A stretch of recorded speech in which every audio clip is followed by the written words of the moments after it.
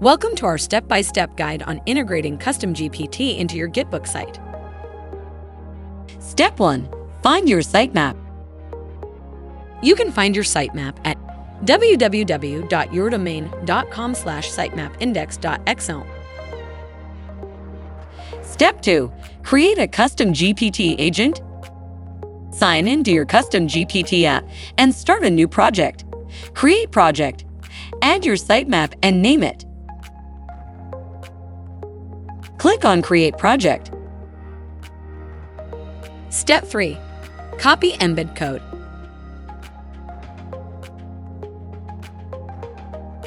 Once your project is ready, navigate to the project settings.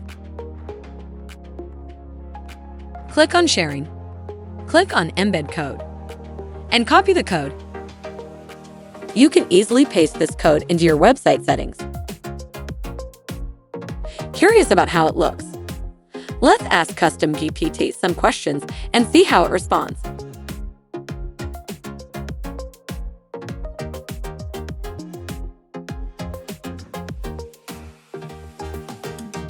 Thank you for watching this video. Don't forget to like, subscribe, and hit the bell icon for more updates. See you next time.